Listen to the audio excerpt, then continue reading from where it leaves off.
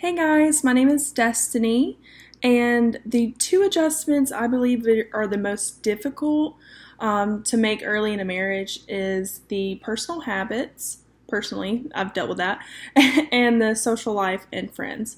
So, with the personal habits, that goes in hand with their cleanliness, their living style.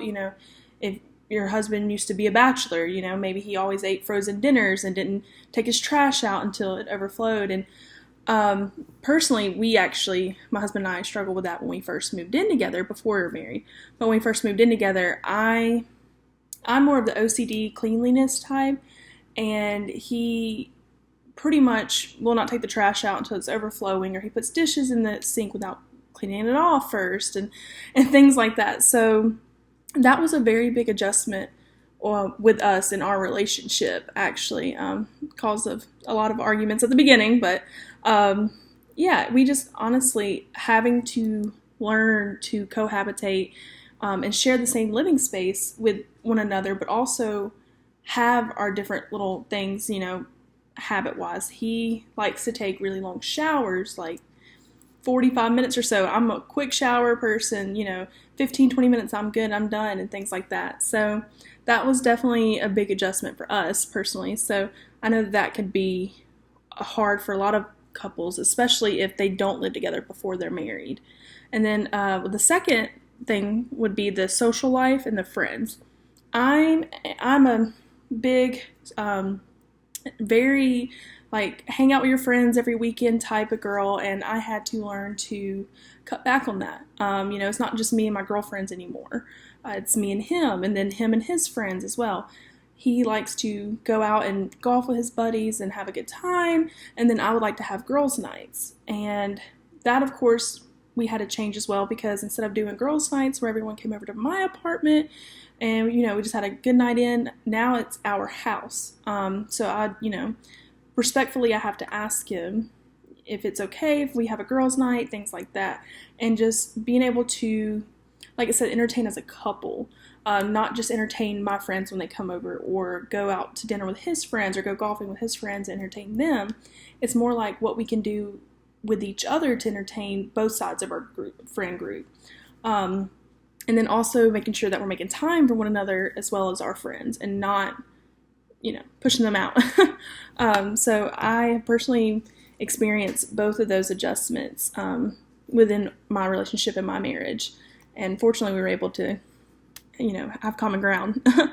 And then for the video, what I found the most interesting was the medical paternalism. I have actually never heard of that. I know that some states can make it where your husband has to sign off for it, or a parent or something like that, but I actually never heard of the medical paternalism, and that your doctor can legally make decisions based on what he or she thinks is best for you, which I think is a little crazy because especially if you are of sound of mind and you are able to make those decisions and you're well educated and you've done all the research, you should be able to make your own decisions especially about your own body. So I did find that very interesting, and I want to know which state she's from because I'd like to know that. And then I believe that men and women should be allowed to be sterilized around the age of 25 if they agree to do so, if they want to do so. Because statistically, at least for women, your brains actually mature around age 25. Therefore, I think you would be able to consciously make that decision. You're grown up now, so you'd be able to make that decision. And if if you'd like to get it done, then you should be able to have it done, or if not. And then lastly, my husband and I currently do not have children. We do not want to have children. I personally I do not want to have a biological child. We have talked about adopting in the future because there are so many kids in the foster system, unfortunately. And we have discussed adopting, or fostering even in the future. But as far as biological children go, I have chosen, and I've always actually had the mindset of I did not want children.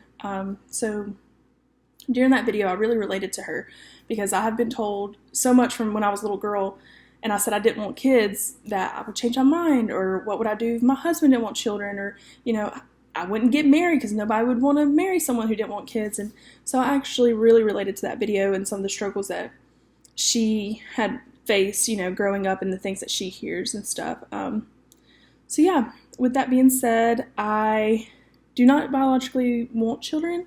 However, I would love to adopt one day.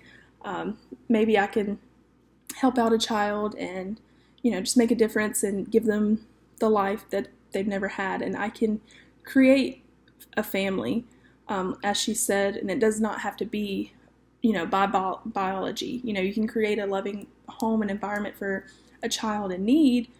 And yeah, so I don't know. Hopefully one day that'll happen. But until then, we are okay with our dogs, our 3 Pomeranians.